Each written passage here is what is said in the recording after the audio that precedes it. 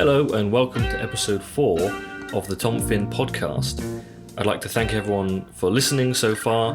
All your feedback and everything is always appreciated. As always, liking and sharing and reviewing the podcast really helps, so if you can do that, that would be fantastic. Before I carry on, I'd like to recommend a new podcast I've been listening to. If you're into D&D and tabletop gaming, then definitely check them out. They're called Investigation Check. They sort of go very in depth into certain aspects and topics of Dungeons and Dragons. So they're my new podcast buddies, and I thought I'd give them a shout out. So if you're into that kind of thing, definitely check it out. But for now, episode 4's guest is David R. Morgan. David is a writer, poet, and teacher. He wrote pieces and reviews for NME back in the 70s, multiple children's books including Blooming Cats in 1993 and Spilling the Beans on Boudicca in 2000. He's also written a whole load of poetry books. We talk about all of that, as well as his upbringing, life as an only child, Lord of the Rings, and working at Fairfield Psychiatric Hospital. More recently, he's been uploading spoken word / music versions of his poems on YouTube that he makes with his son, Toby. Toby is one of my closest friends, who also makes all the graphics for the podcast. So I've known David since I was about 3, but I still learn a lot from this. I hope you enjoy this conversation with my pal, David Morgan.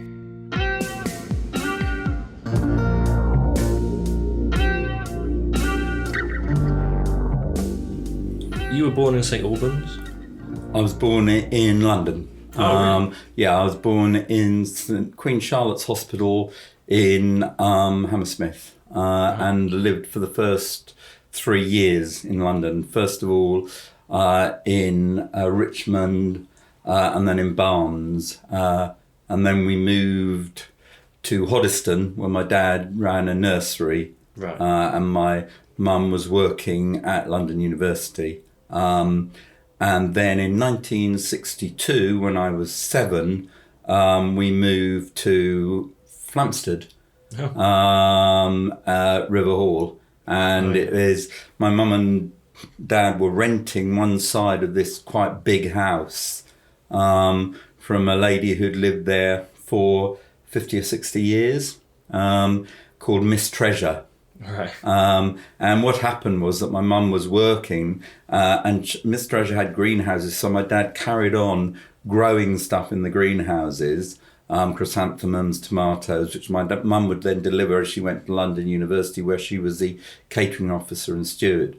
And so it worked very well, but they were renting from Miss Treasure. But my dad increasingly took on a bit of caring role because Miss Treasure was basically a 6'2" single lady, right, who had lived alone by herself with 14 cats. Okay. And she was, before the term was even common practice, she was a lesbian. So basically, but my dad... What year would this been, sorry? 1960, probably about 64 by then. Right. They'd rented for 2 years one side. River Hall was originally a Georgian house upon which a middle bit had been built in the Victorian times. And this was then attached to a very old bit, which was a coaching building. So it formed one long building, which was divided into 2. Miss Treasure had the Georgian part, and we rented the part which had 3 bedrooms, which was the coaching in from the sort of 1600s and the Victorian middle bit. But my dad was very good to Miss Treasure, and she suffered from a peculiar condition. It was a polarity of vision, which meant that she saw everything. It's almost like glaucoma, but not quite. It's like she saw everything through a funnel. Okay. And therefore it made things distant, and she could only see it a certain way. So this very tall lady who was very thin, basically had her head always tilted on one side. I always remember her because she walked around like a praying mantis. She had a very, very long stick which she walked on. She must have been about 87 at that stage. And she had been a school teacher in St Albans and run a little house there. And then in the Second World War, before the Second World War, and then immediately after, River Hall had been like a girls' preparatory school. Okay. And she'd lived there with her house housemaid, in inverted commas, Yes, yeah. who died, I think, about 7 years before we came. Right. Anyway, Miss Treasure developed a brain tumour, and she was going into hospital, and I think she knew she was going to die, basically. And this is a story that's always been in my mind. So the night before that, she killed all her cats. Oh my God. She wrung their necks, and my dad had to bury them all underneath a big holly tree in the back garden, which was always from then on called the cat tree. Okay. And then Miss Treasure went into hospital, where she never came out from. Right. But what she did do, because my dad and mum would never been able to afford a house like that, she left Riverhall to them, provided they paid a certain amount of money, nowhere near the actual price, but quite a lot. And that money was then donated to a cat's home. Which is ironic, considering actually there was no home for her cats except deep in the ground. Yeah. So basically, so then Riverhall is where I grew up in Flamstead, and I originally went to school in the Flamstead school, and then I went to school in St Albans. Right. Yeah. So do you think you said she had a tumour, Mrs. Treasure? Yeah. Miss Treasure. Do you think that affected her brain by the end of it, or do you think she was just the type of person who would kill all her cats before she died? I think she saw it as humane, what she did. Because she thought they would be lost without her. Yeah. And that she didn't think of she obviously didn't think that they would be looked after like she looked after them. Some of them are very old cats, to be fair with her.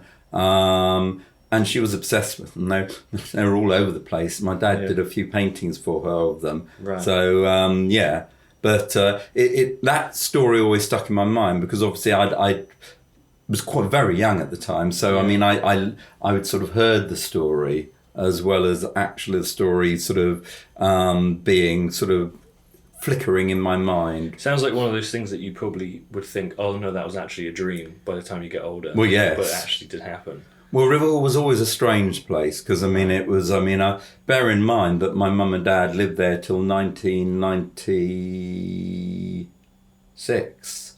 Oh, boy. So, and I went back there all the time. Yeah. Both Bex and Toby, when their children were taken to Riverhall. Right. Although by the time Toby was sort of growing, their mum had moved to Ampthill, right? Yeah. Because my dad had died in 1996, but so it was my childhood home, and it was a very strange place, because it was basically, I'm an only child, and both my parents felt what they class as elderly then, because my mum had me in 1955 when she was 43.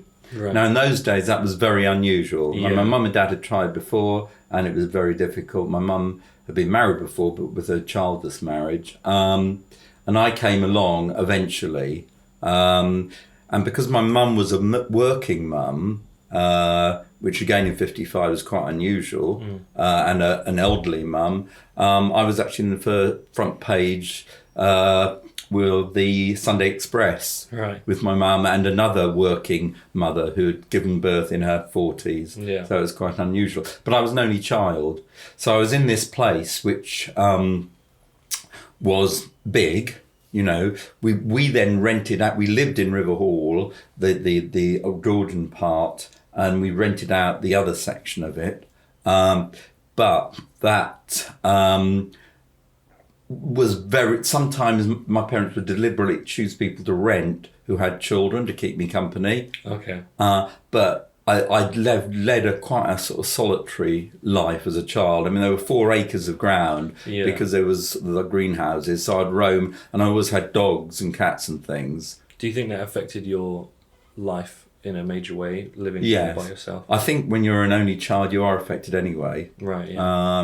Well, you know yourself. You're one of 4, so you know that affects you as well. Yeah. So, but it does. It makes you.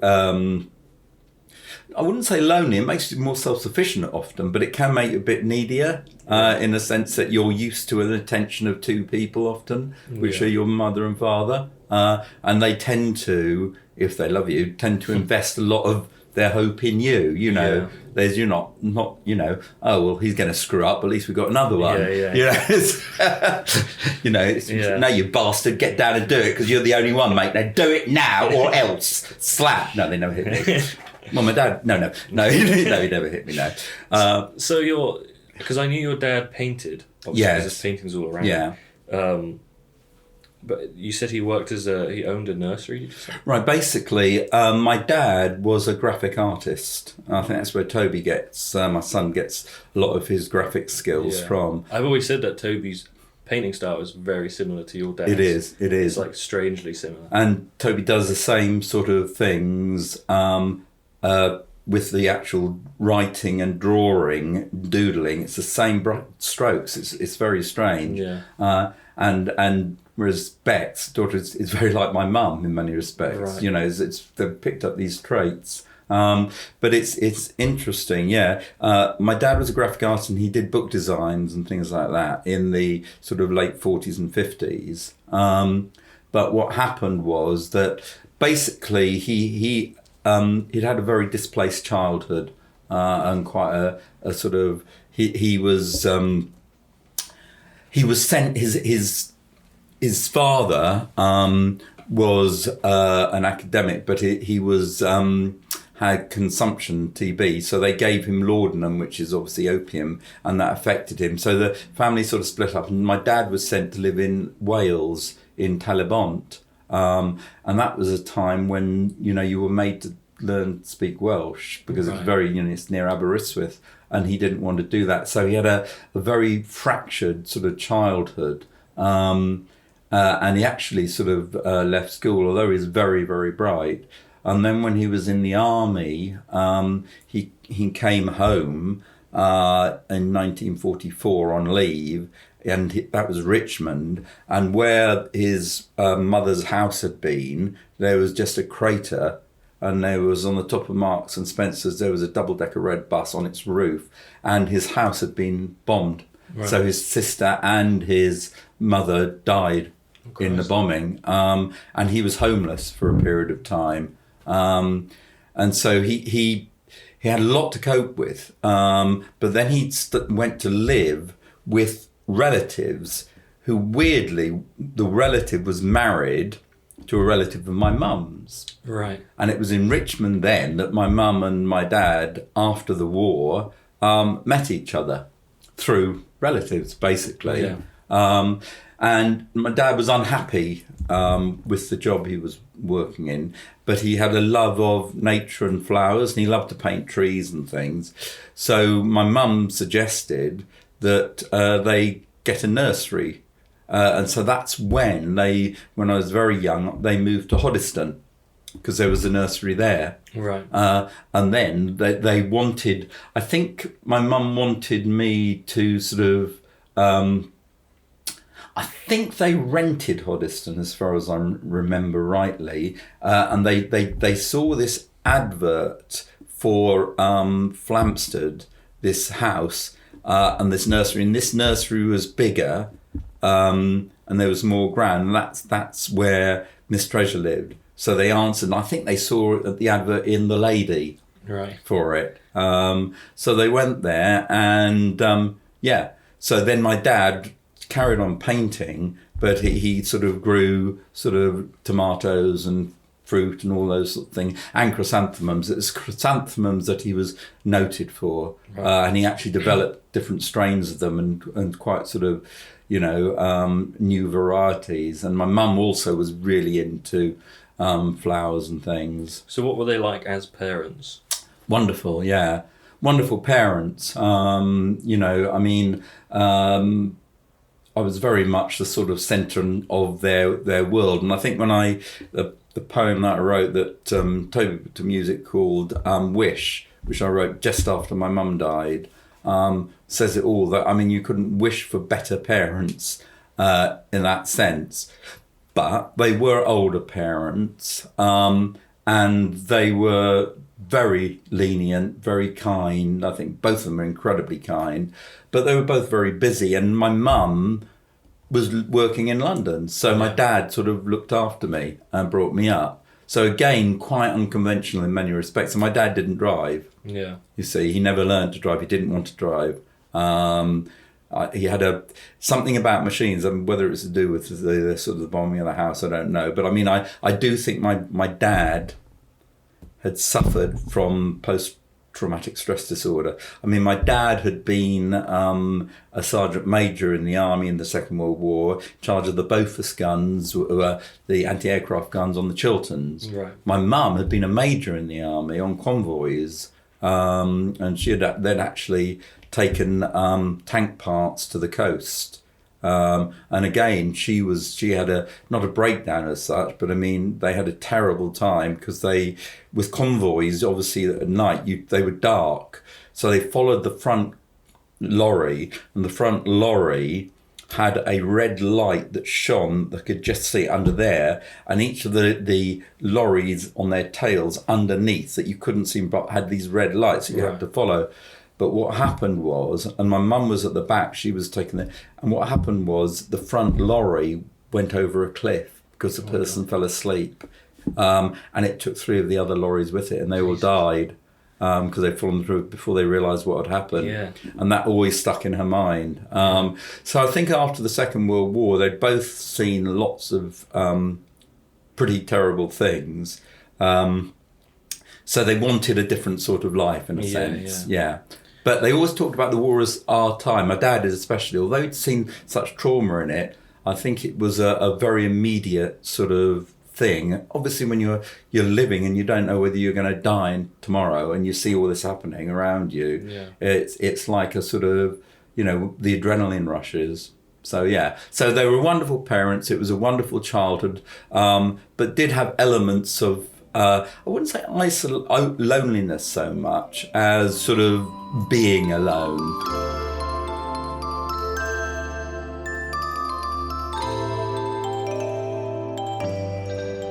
You went to school in St Albans? Yes. How were you at school? What was school like for you? Right. Originally, I was at a little school in Luton. Then I went to a school in St Albans called Lindale. And then I moved to a bigger school, St Columba's. Lindale is now luxury flats. Right.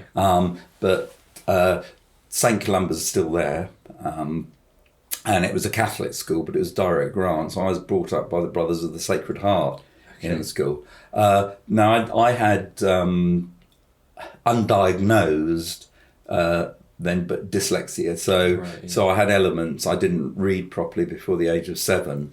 Yeah. So therefore, obviously, it was difficult for me, and I was a bit of not a rebel, but I was a bit of a sort of joker at school. Okay. So, I was ended up in the bottom sets a lot of the time. I wasn't particularly fond of school in many respects. Right. And I never really hit my stride until probably the first year of GCEs, as they were then. Yeah. So that would have been year 4 as it was then, year 10 as we call it now. And I was in bottom sets. But I realised, and I realised from talking to sort of relatives and things, that if I didn't do that, I'd probably end up not getting a job that I wanted to get. Yeah.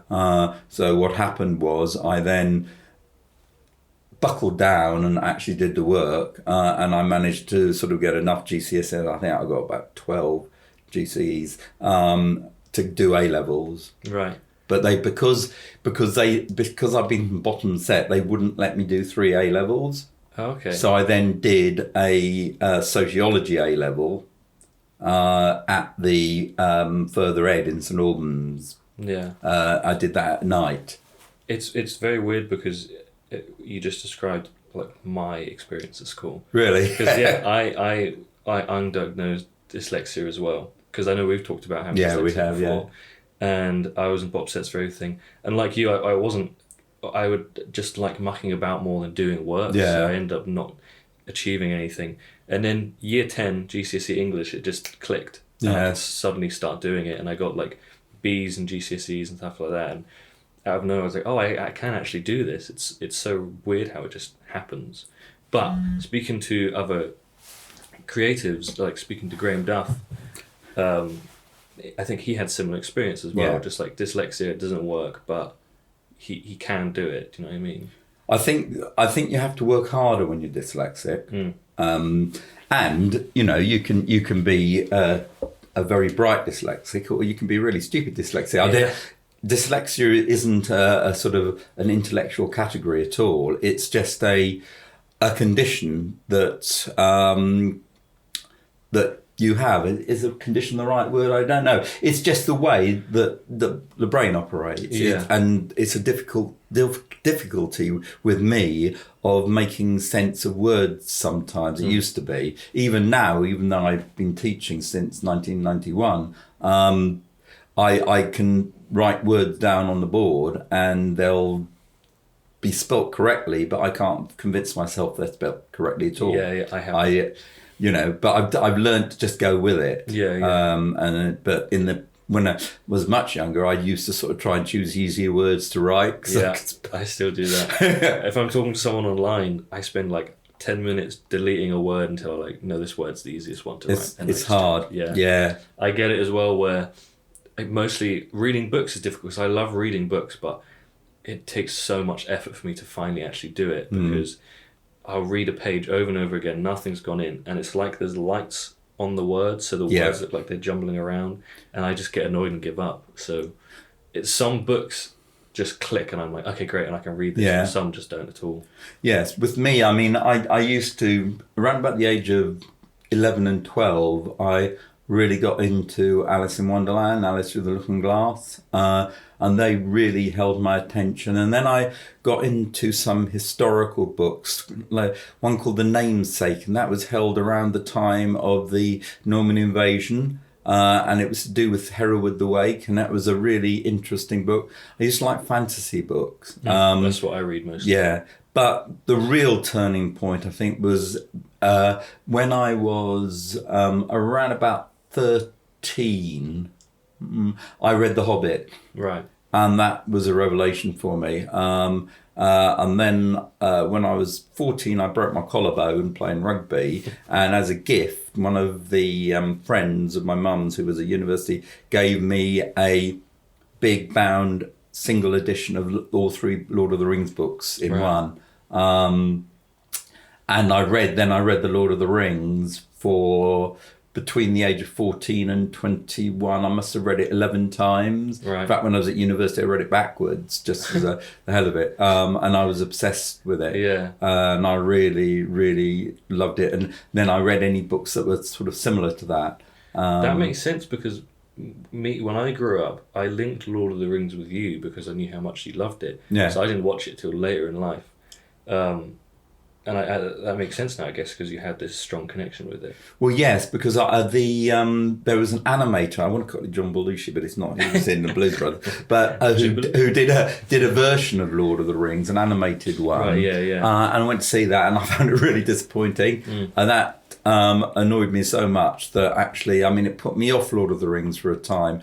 So round about 19, it must have been about 2000, when there were these things, 1999, these rumours of Peter Jackson coming out, who I'd only known from horror. Yeah, he did like B-movie horror films. Yeah, and he did The Frighteners, which I thought was quite a decent film. But then, I don't know about this. And then I had the Sunday supplement, and they had some colour pictures of it. And I thought, wow, this actually looks real. Yeah. You know, it's like this is real armour, which it was. It was all made by armourers. So I went to see The Fellowship of the Ring, which is still in some ways my favourite of the 3. Mine too, yeah. And it was just it just blew me away. I thought, oh, wow, this is absolutely amazing. And what I liked about it was that actually it was in real time and real space. there was no studio sets. Although I'm not against studio sets, but I mean there was actually it was really in a real landscape. Yeah, and it was like they shot it like it was a historical piece rather than a fantasy film. I think that was the whole idea, wasn't it? Which is what's so good about it, I think. And I think also Peter Jackson's idea of doing it like an ensemble piece where he actually had them there for, I think it was nearly 2 years. I think it was 18 months largely, but some of them they were 2 years filming the 3 films, and actually created a sort of a camaraderie, because it's about friendship, isn't it? That's what the film is about, and largely it's about male friendship, because Tolkien wrote it about the First World War, didn't he? So that, and the friendship in the trenches, and I think that came through the warmth of the narrative in the book. It was literally transported to another land, and I started reading things like sort of William Morris, and all the sort of the later Victorians, and E.R. Edison's A Fish Dinner at Memphison, which is about, it's set on Mars between witches and Martian. It's very strange, and it was written in the 1920s. Oh. And then I read A Wizard of Earthsea, which is brilliant. And that basically is a precursor in a sense to, like a lot of things are, to be honest with you, to Harry Potter, because it's basically about Ged, who is a young boy who is trained to be a magician. Or a wizard. And that's why he's called the Wizard of Earthsea. Earthsea is like this land, and it's really good, and I think that's a trilogy as well. So I really sort of got into reading through that.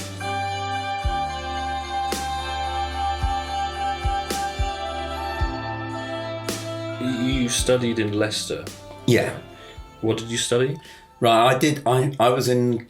So I went from being sort of with my parents and being taught by the Brothers of Sacred Heart in their black robes. You know, the only sex education lesson I ever got was from Brother Armand, who said, "You mustn't treat a girl like a toy." So I was thinking, what sort of Legos, electrics? You know, I don't know. That was it. That was, you know, and they loved Nixon, you know, because they thought he was a great white hope, you know. Unfortunately, Trump hadn't been evident then. But so basically, and it was an all-boys school. So I went to Leicester, and I was studied combined arts. So it was a 1970s degree, and the idea was that you didn't, if you did arts, then you had to have an element of science in it. So I did 4 subjects: English, history, politics, and science studies. And I had lectures in each. So the science studies was genetics, evolution, astronomy, and I think the other one was physical bodies, which was studying sort of this strange physics thing, physics for beginners in a sense. But it did mean that my contact time in the first year was about 40 hours a week. In fact, there was so much contact time that we had to have some English lectures, not lectures, tutorials in the evenings. So we'd go through to Mike Hanford's house, and he would there'd be about 8 or 9 of us, and we'd discuss sort of American literature or the sort of the romantics for about an hour and a half at his flat. Sometimes passing around as sort of substances that probably banned now. Well, I remember we've talked about it before, but your university experience, it seems very different than now.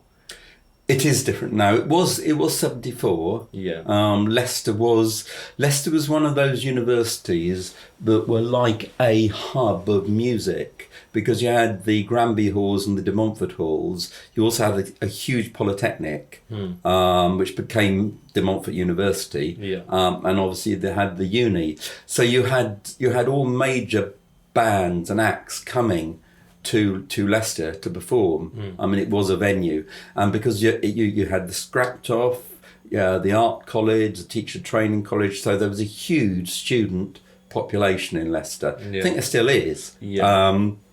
But it was, so you got people like sort of Rod Stewart, Fleetwood Mac, Yes, Black Sabbath coming to Leicester. But you also got the smaller venues. So I came to Leicester in 74, very naive, doing this thing. And I was studying really hard. And I did feel a bit homesick, but I soon got over that because we were in these student halls, and these student halls were quite military in a sense. Right. That we were moved out of them and then built new ones halfway through. But I sort of discovered sort of friends there. Dave Jackson, who was a great friend for a number of years, and he was doing chemistry, and he would do chemistry experiments. In fact, I remember the first year that we used to go out, and we had a brick each, and you know the frogs in the bricks, the sort of indentations where you put this sort of cement and mortar in. Yeah. Well, we used to go out at night with torches and go around the roads and shine the torches on between the road and the pavement, because you'd find lead there. Because in those days, tyres were balanced with lead weights. Okay. So what you would get, the lead was literally put onto the tyre to balance them. I don't know if you knew that, No, but I didn't. yeah, that was a very big thing. But these lead used to come off. Right. So we used to gather all this lead up, we used to bring it back, we used to boil it in a pan and then pour it into these bricks and make little ingots, Right. which we then sold. It's quite good. Yeah, it was. So I always remember doing that. Yeah. And then we used to treat ourselves to some fish and chips, which was always in real newspapers in those days, you know. So I found my feet quite quickly. And then when we moved into our own house, which was near Leicester Prison, in the second year, it sort of took off. Yeah. And that's when I sort of really got into music. Right. And in a big way. And I made a friend called Nick Tester, who then worked as on the staff of NME, I think what was it, Sounds. He could have been on Sounds when he left. But he sort of introduced me to punk because I was really into Yes, The Who and people like that, and King Crimson. And I remember seeing Yes at the I think it was the Granby Halls, because it was a big one, and then the following lunchtime there was a free concert, and these guys came on with these sort of little suits and thin ties, started playing. I thought, wow, this is really different. And I'd heard of the Ramones, and I quite liked the Ramones, but this again was like an English spin on it. It wasn't quite punk, but it was Dr. Feelgood. Right, okay, yeah. So it was much more direct. It was almost a throwback to like the 60s. Yeah. And then I remember seeing the Sex Pistols at the Art College in St Albans, and thinking, wow, this is mad. It seems weird. There seems to be this like lie that people, because obviously punk came at a time where people were bored of prog and things like that and wanted to change things up, but people think that they're two separate things. They're not. They're not. No. I don't know why that's a thing. I have never understood why people would say, I like punk, therefore I don't like prog. You know, I mean, you know, oh well, punk will never do sort of concept albums. Well, the Clash did Sandinista, a double set concept album. Right, yeah. I mean, the Clash are probably, one of my favourite punk bands. Yeah. I stretch to call them punk in a sense, but I mean, you know, punk produced some really, really good bands. Yeah. But it's different, but it's the same evolutionary sort of spectrum as the prog rock. Yeah. You know, as the New Romantics. Yeah. You know, as well, rap. You know. Yeah. I think people forget as well, like the punk mentality is, we don't care what you're doing, we're doing this now. Yeah. Which is what prog did, which is what most genres do. Well, yeah. It's, I don't know. And like the Crickets did, Buddy Holly. Yeah, exactly. You know, I mean, it's one. You know, you get people who tend to rubbish the Beatles. oh, they're so conventional. You know, they're like, you know, mum and dad used to listen to them. Well, just listen to them and what they did. Yeah. You know, listen to Sergeant Pepper. Put it in context. Yeah. You know, you have to put things in context. They are historical, even though they're a fresh day. I mean, if you read of Mice and Men, you know, which I've done with classes, the N-word is used a lot in that. Yeah. About Crooks, and yet Crooks is one of the most sympathetic characters in the book. Yeah. You know, but in historical context, you have to use that. Well, historical context, the Beatles are of their time, but as in many things, and a bit like Steinbeck, they're beyond their time as well. You know, without Buddy Holly, you probably wouldn't have had the Beatles sound, but without the Beatles, you wouldn't have had prog rock. Yeah, exactly. And you certainly wouldn't have had punk either, because you wouldn't have had so many different strands, you know.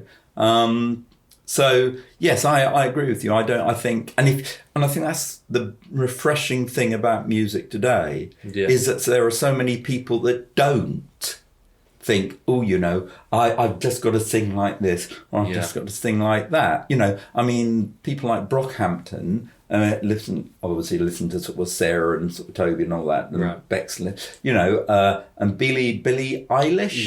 You know, I mean, you know, this music is pretty fresh and crosses genres, but then again, Linkin Park. I mean, Linkin Park, you could listen to some tracks and they're just like sort of heavy rock, but listen, then it's rap. Yeah. You know, I mean, I love Eminem and things like that.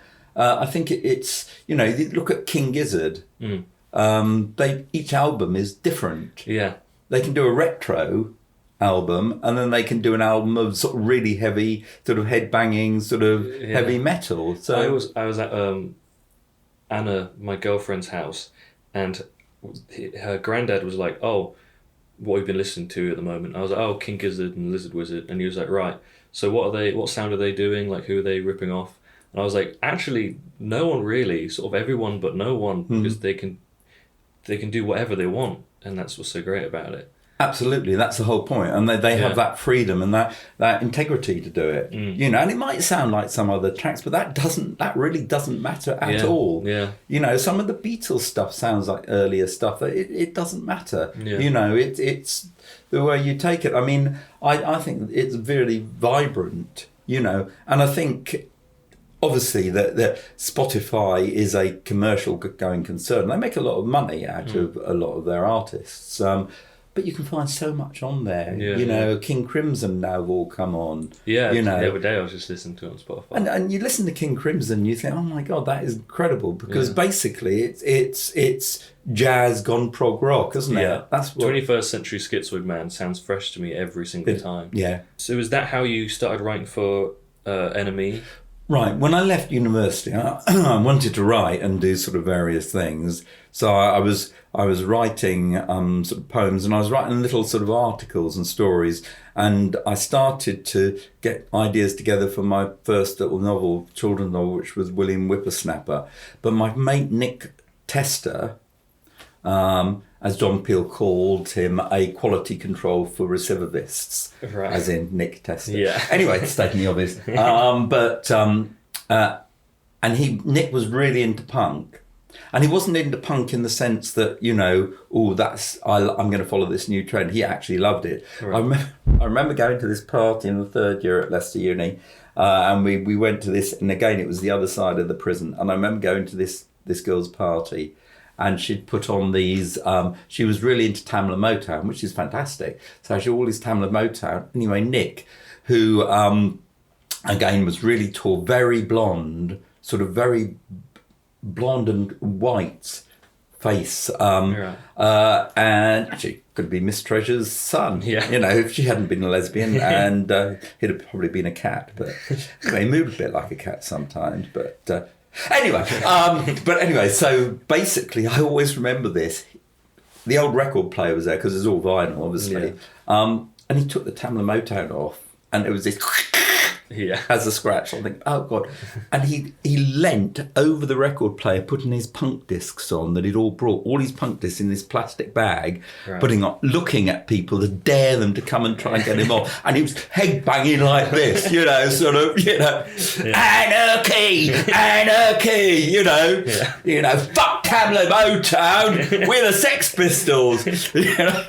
Anyway, yeah, so he was writing, so he sort of write some few little bits and sort of do some reviews. So I did that, so I did that, and I did a bit of writing for the Hearts Advertiser, and I wrote some for some sort of independent magazines on poetry and on performance and various things like that. And then in the early sort of 80s, I got in touch with Eastern Arts, which isn't some sort of Indian organisation in that sense, or sort of Chinese. It's actually the Eastern region of England, so it's based in Cambridge. And I started to work for them. So I started to go into schools, setting up festivals, doing performance poetry and things. But more interestingly, I went into a psychiatric hospital for 2 years called Fairfield. And that was a big psychiatric hospital,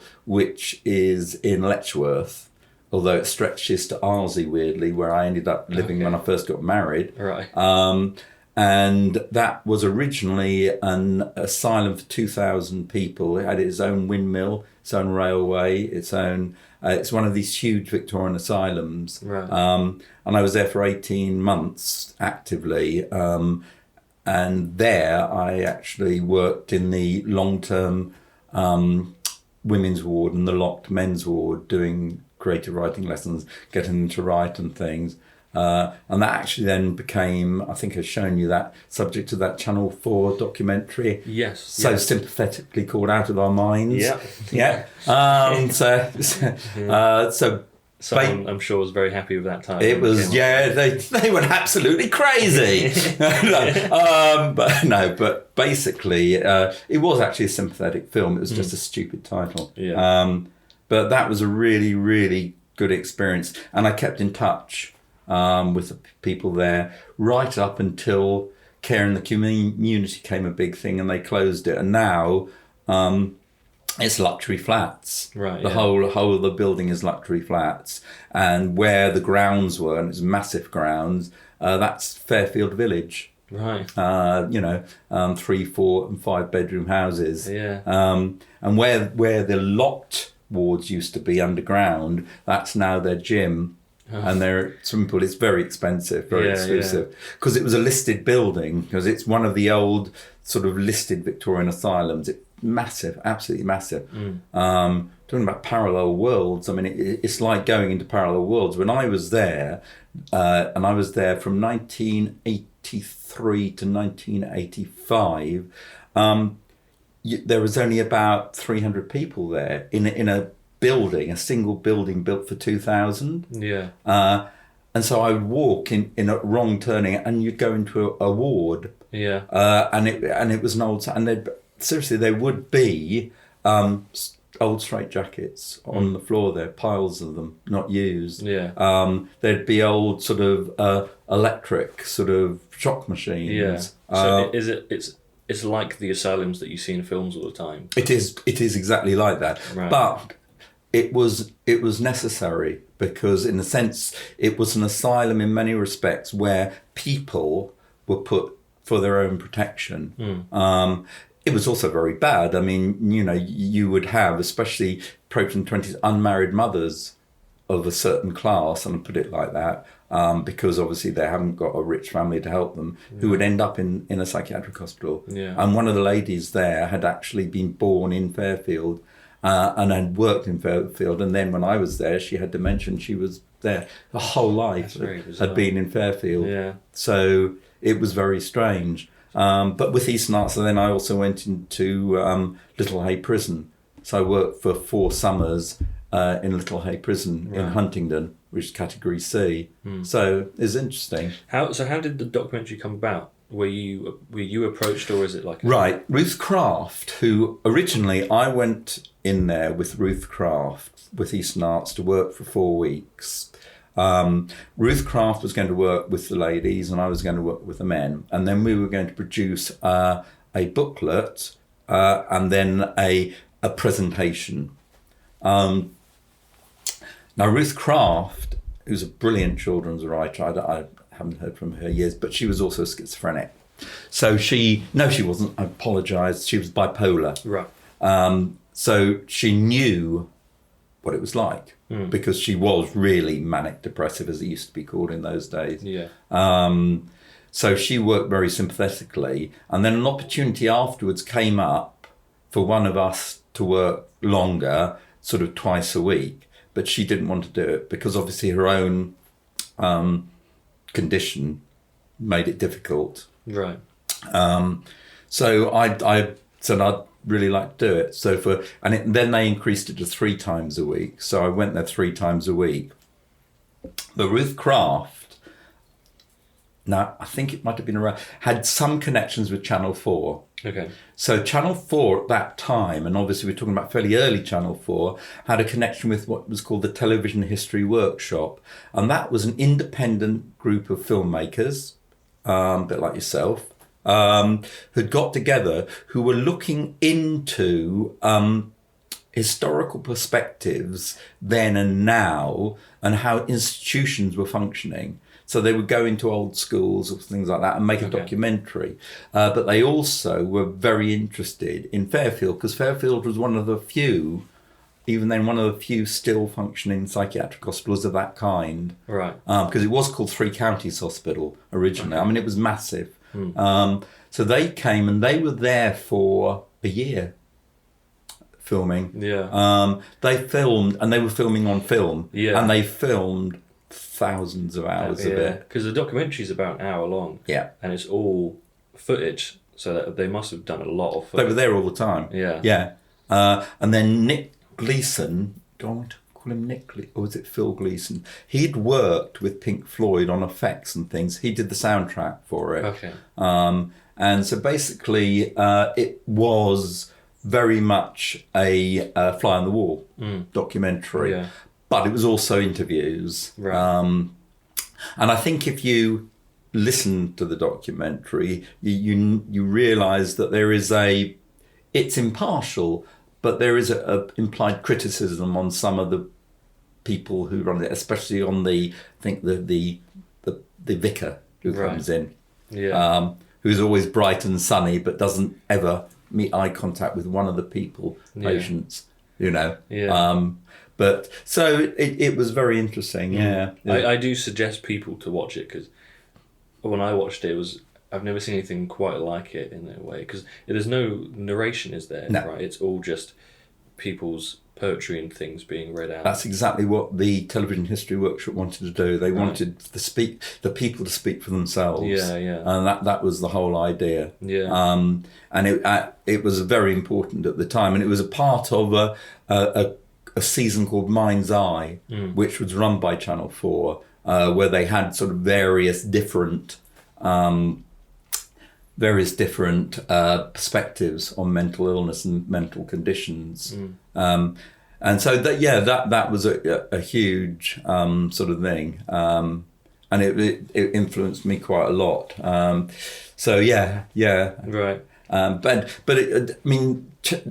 Eastern Arts, which doesn't exist in that sense any longer, was a lifeline for me, because what they did is they got me a television play that I did for Anglia, which was a poetry play. It called Where's Melissa? That was with Anglia Television. But they also got residencies. So what from having done Fairfield, I then got a residency as writer in residence for Dorchester, Poole and Bournemouth. So I then lived there for 2 years, working in libraries and schools, etc. I then moved to Bulthwells, a writer in residence for Brecon and that part of Wales. And then I got a job as the literature field worker for Eastern Arts, and I lived in Cambridge so it got me moving around you've and been all working. over the place. Yeah.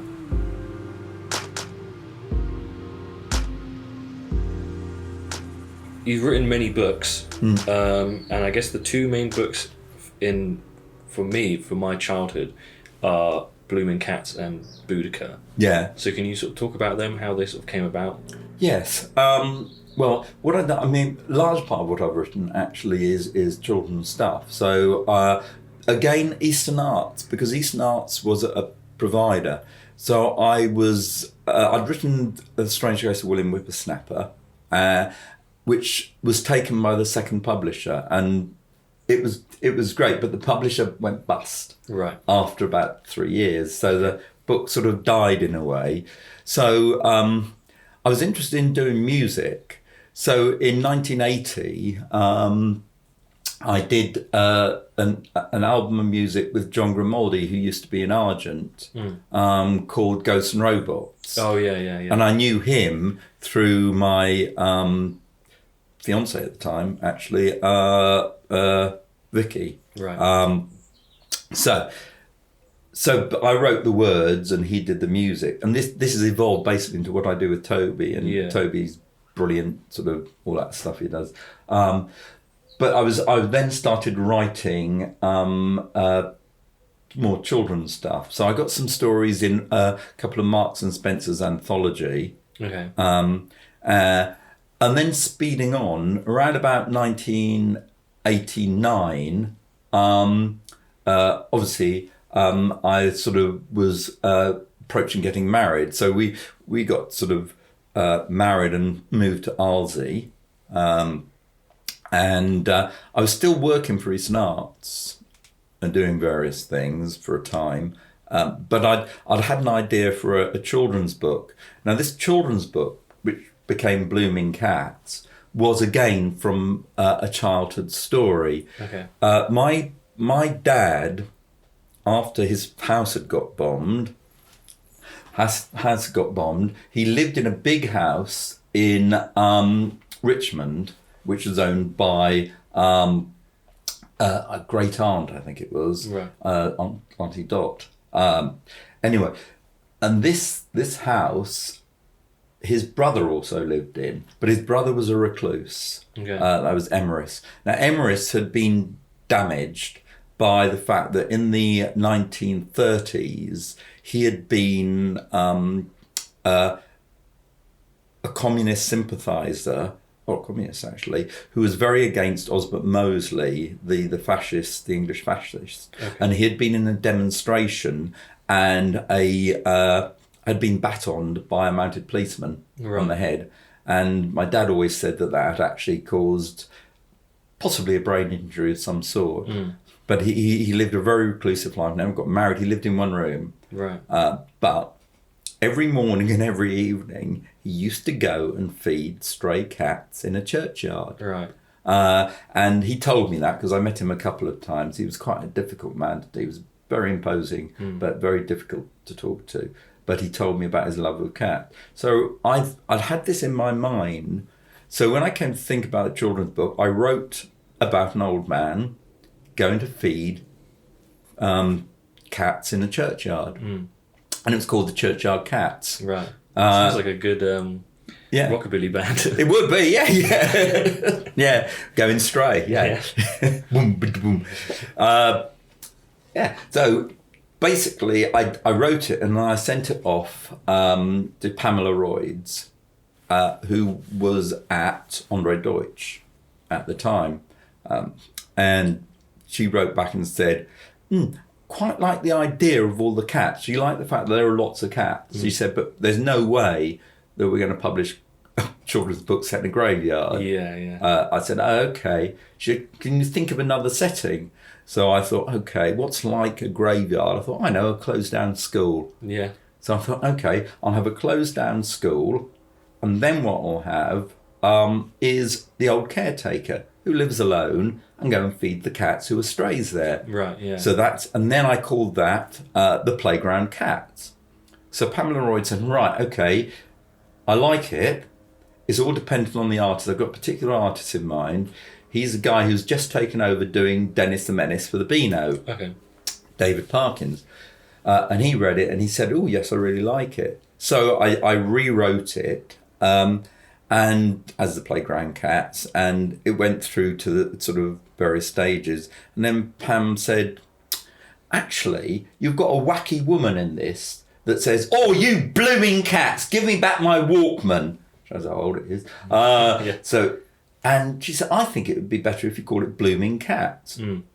Goes well in Australia. Actually, weirdly, it did go down in Australia. Oh, really? Yeah, it went down very well. Just the right size for a pouch, because they're all marsupials, aren't they? Anyway, so basically, called it Blooming Cats, and they published it in hardback. But then Andre Deutsch was taken over by Scholastic, which was huge. And they ummed and ahed about, because I think the print run in hardback was around about 3,000 in a hardback. And they ummed and ahed about paperback because it's a bit of a leap to paperback. These days they almost automatically go to paperback.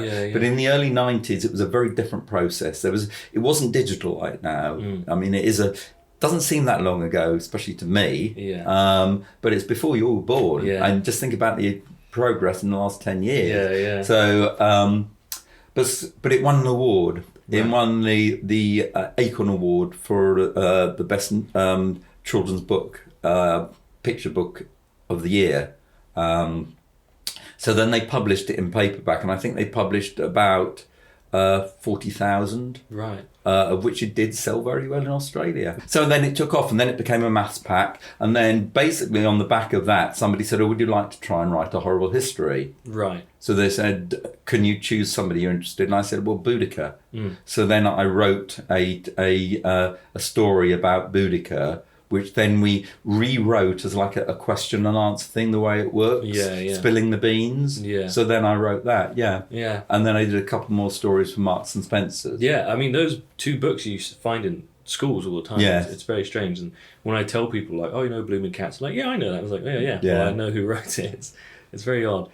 So no, I was sort of wanting it to get reprinted, but they don't tend to reprint these days. They're sort of turning it around. But it still exists. And I forgot to say, of course, because then it became a television programme. Because Words and Pictures Plus bought the book, and then they animated it for their programme, which obviously, because I own the rights, I've put on YouTube, so it's on there now. So was that did you have sort of a sense of not fame is the right word. No. But being recognised as someone. That was certainly one of the things that sort of, the children's and the Blooming Cats. Blooming Cats did become quite big, How was that for you? Well, it was good because it didn't bring any real money. That's the whole point. It's like people talk, and it's nowhere near like fame of musicians and things. But I mean, I can't remember which documentary I was looking at, but these musicians were asked, we're making a lot of money. It was the Spiders from Mars. And they were sort of talking about when they were in America, when they did the was it the Diamond Dogs, which is like their live album? Oh no, Aladdin Sane, which is like their American tour album. That's why they were talking about getting their money, and they realised that they weren't making that money. Beatles weren't they? They were one of the first to actually create and own their own record label, because other bands were just being sort of so you don't make a huge amount of money, but no, it was nice. It was nice. Have you been writing poetry your whole sort of life then? Since I was a child, yes, on and off, and lyrics, various things, Do you think, I wonder if it's related to your dyslexia, where you can understand that much easier than sort of prose? I think basically because I find words difficult, like you, I've had to ponder on them. And words hold a lot of collateral. They have weight beyond their meaning sometimes. I mean, we know words can start a fight. Words can kill you. Words can start a war, and they do. And words can heal. I mean, people live their lives following words. If if you look at the Bible, if you look at the other religious texts, thank you, Father John Misty, basically, these are words, you know, and the power of words. So, I mean, I've felt that they're almost like solid things. I don't feel words are like sort of written down. I feel like that you can almost feel them in your hands. Yeah. You can almost taste them, which is weird, but it's the way I feel about them. I had it with, when I was at school, around the same time that I started being better at English and things. It was Sylvia Plath, I think, was the first one that I was like, oh, I really get this. Yeah. And I mean, people at school were like, oh, I don't like this stuff as much as the romance poetry and things like that. But I was like, no, this actually like resonates with me quite a lot. Oh, I love bell jar, and that Sylvia Plath is amazing. But of course, I mean, and very revered. But again, in a incredibly abusive relationship, which is why she's become a feminist icon. You know, I mean, she killed herself because of the, I would say, emotional abuse of Ted Hughes in many respects. And then his second wife killed herself. Yeah. So, you know, but I loved Sylvia Plath. Daddy, you bastard, I'm through. You know, again, you see the power of words. I love Dylan Thomas, you know. Now I was young and easy under the apple boughs, as happy as the day was long, you know. And fast, and when he says something like, grass as green as fire. Well, that says it all. It's the intensity of the greenness. It's burning like a fire, you know. Again, things like sort of George Orwell, you know, imagine a future where there's a jackboot forever treading down on a human face. All of these things. I mean, it's, you know, again, I love 1984, but I love Dylan Thomas. I love Sylvia Plath. Like Ted Hughes as well. I love the Romantics. I mean, John Keats. I used to sort of miss train stations reading. I remember I was going up to one of my mum's functions and I was reading his collected letters, which are really sad actually. And I got so engrossed in it that I actually didn't realise the train was coming back to St Albans from London. Right. I'd actually travelled up to London, stayed in the station still reading, and sort of travelled back again, you know. In those days, you didn't have the digital, you know, sort of get out. You know. So, so I found... I love the Romantics. I love sort of the sort of just the power of words.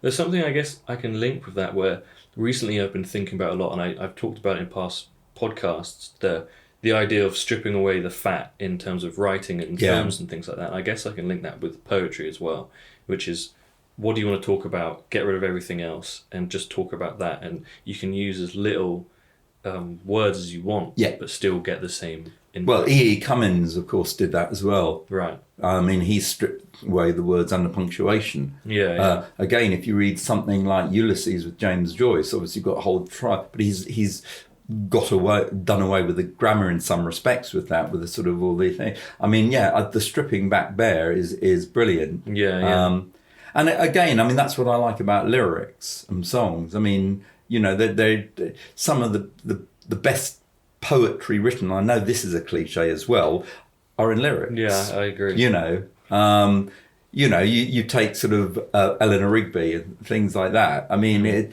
it's sort of it really hits home in a simple way. I mean, poetry doesn't have to be complex. You know, it can be. Again, you know, some people will say, I don't like rhyme poetry. That's not rhyme poetry. It's got to be unrhymed. Well, it's like saying, I don't like the Beatles because I like the Sex Pistols. You know, screw that. You can like it all.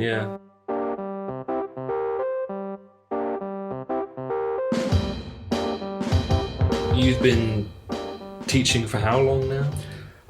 I started right. What happened was that the Eastern Arts Association became the Eastern Arts Board around about the same time as I was going to get married.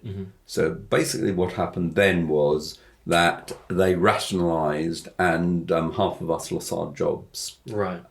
So I had a good friend, Dennis Hamley, who I'd done a lot of work with schools in writing. He's a writer himself. And he said, well, have you thought about a licensed teacher scheme? And I thought, well, I don't know. And he was the inspector for Hertfordshire. And I said, well, I could give it a go. He said, well, there's no vacancies in Hertfordshire, but there is one in Bedfordshire in a Luton school, right. Cardinal Newman. And I knew Dick Hancock, who was the actually inspector for Bedfordshire. So I went along, and the licensed teacher scheme basically was you were employed, taking over a timetable. You had to have had some actual experience of schools. And because I've been into about 200 schools with Eastern Arts doing things, now, two things. One, it was a big school, 11-year-olds to 19-year-olds, because they had the GMVQs part 1 and 2, so you could do 3 years at sixth form. Right. There was about sort of 16, there's about 1,800 kids, 1,600 kids, and of course it was Luton. Yeah.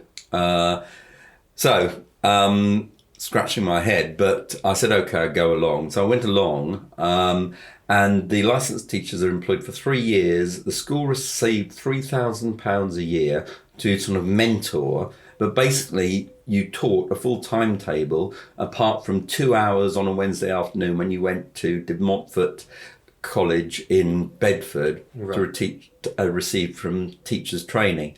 And that's basically what happened. Right. And I think in Bedfordshire there were 15 licensed teachers when I started, of which 4 qualified. And I qualified early, and then, so then I started. Cardinal Newman was really good then, because Beryl, who was the head of English, gave me a lot of A-level classes. And it was just a really nice environment. The people there were lovely. It was before the big sort of input of sort of modern Ofsted had actually made it more difficult for teachers in many respects, and all the league tables and everything. So we were given more of a free hand. Okay. And I enjoyed it. It was challenging. I mean, the kids were very challenging. Right. But it was very enjoyable. But it became increasingly difficult, especially after in the sort of 2000s. Yeah. Because did you end up leaving around, I can't remember, 2000, was it 8 or 9 or something like that? Yeah, it would be 2011. Right.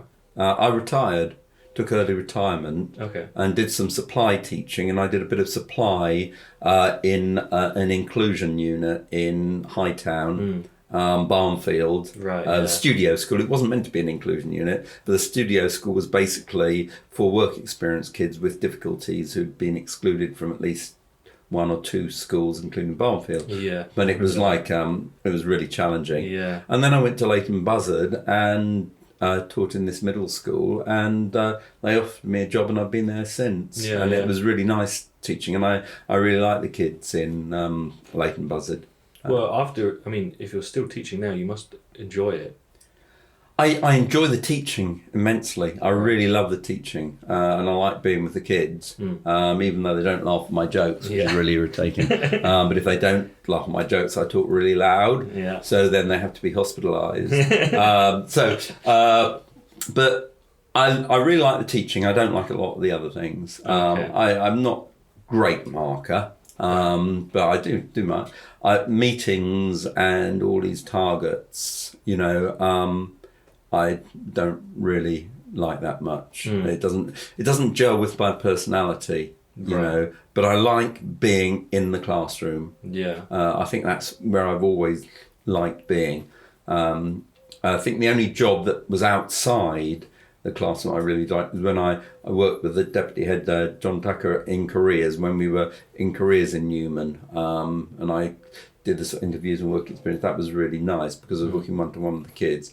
But there have been very, very few training courses that I've gone on that have been any use whatsoever. Right. I think the only one was when I actually was teaching communication and culture, where we had a day's course with the actual people who'd written the book on it and were the examiners. Now that was really useful. But a lot of the others, it just goes in cycle. They talk about the reptilian brain, they talk about, sort of inclusion in the classroom, then it only goes round and round and round, and you just feel, just let's get on with it. Being in the classroom, sort of talking and teaching to the kids. Yeah. I don't know, because obviously you've taught creative subjects and stuff at school, and I have an issue with the way creative subjects are taught and marked and things like that. So I don't know what your view is on it, but especially there's an example that I'll use. So we were doing art. This would have been year 9 or 10. I won't use any names, but there was a guy in our class he was obsessed with Batman at the time, when it was Batman. Arkham Asylum? No, it was the Heath Ledger's Joker. Heath Ledger's Joker. The Dark Knight. Christian Bale. Right. Yeah. So it was that time. Christopher Nolan's trilogy. Yeah. And he was obsessed with. Why so serious? Exactly. He was obsessed with that. He was obsessed with the Joker at the time, but like a lot of people were. And we were given a task.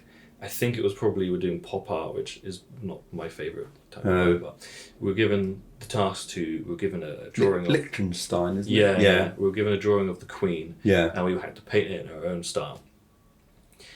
So this guy painted it as the Joker, so gave it the big red lips and things like that. And at the end of the class, the teacher picked up the drawing, the painting, and said, "This is exactly what I don't want to see. This is disrespectful against the Queen, etc., etc." And at the time, everyone was like, "What do you? This is art. This is expression. Yeah. And you're telling us this is what we cannot paint." It's things like that which really annoy me in the creative teaching. Yeah, and that's not creative teaching anyway. That's again somebody saying, I love Herman's Hermits, but what is this absolute rubbish coming out in this punk? This is not music. Right. Yes, it is, actually. You might not like it, but because you don't like it doesn't mean it's not music. If you don't like it, you what he should have said is that I don't particularly like this interpretation, although it is valid. Right, this is a valid interpretation. This is this is not what I would have chosen to hang on my wall. This is not what I would interpret it. But I acknowledge that this is your artistic input. You can't start burning books because you don't like some of the sentence structures in them. That way sort of fascism lies. So no, I can understand that at all. I mean, I'm really comfortable actually at the moment teaching history, which I love, and I'm learning so much about it. And obviously, as an agnostic, I delight in the fact that I'm head of RE. Right. Yeah. Which is rare. Most of my RE teachers were heavily religious. Well, it's 10 Hail Marys and a few white lies. Right. Well, basically, I suppose I've been exposed to religion a lot because although my dad was a socialist and my mum was a Methodist, they sent me to St. Columba's, which was a very Catholic, American Catholic school. So I was exposed to Catholicism left, right and centre. Yeah. And I don't have what, is it Dawkins? I don't have the God gene. Yeah. And some people do, the urgency to believe. I mean, it could be that I'm dyslexic when it comes to that sort of thing. I just don't see and I won't say logic, because I don't think there's actually logic when you come and look at the universe in that sense anyway, which is why I'm an agnostic rather than an atheist. Right. What I don't understand is, having studied religion and looked at it, I don't understand why people can't see that, especially with the monotheistic religion and it's all coming from the sort of Greco-Roman tradition through to this sort of, don't open the Pandora's box, don't eat the apple. All of this sort of, the rules and conditions of breaking the rules and conditions are then sort of, the punishments of redemption, or the rule, it's all the same.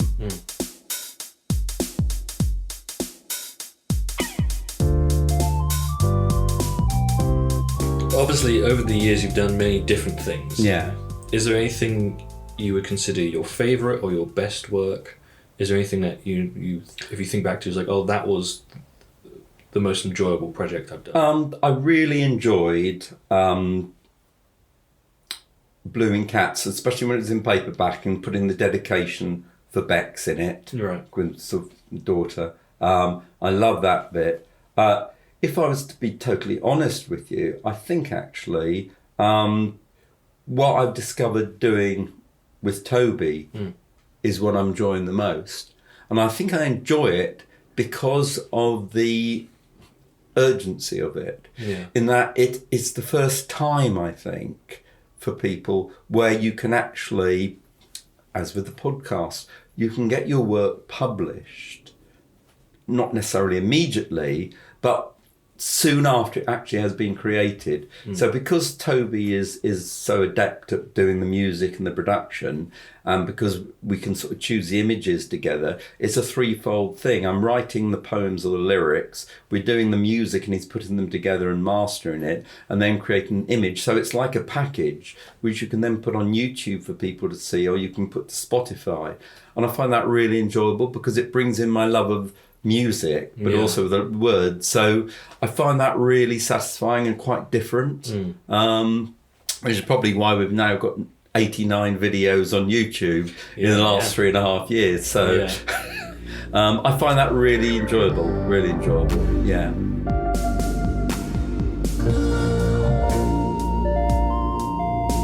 There you have it. David R. Morgan. It's always lovely talking to David. I know this is a longer episode than normal. I nearly cut it into 2 episodes, but I didn't want to ruin the flow, so I just stuck it into 1 episode. But I think it worked. I might go back and talk to David more in future episodes, so if that's something you guys would be interested in, then definitely let me know. I'm currently in the process of moving into my new flat in Leicester, so things are sort of all over the place right now, but I should hopefully be recording new episodes pretty soon, so look out for that. But for now, thanks to Toby Morgan for his graphics, Danny Young, Tom Harrison, and Luke Perrett for their music. I will link David-related things in the bio. Until next time, see ya.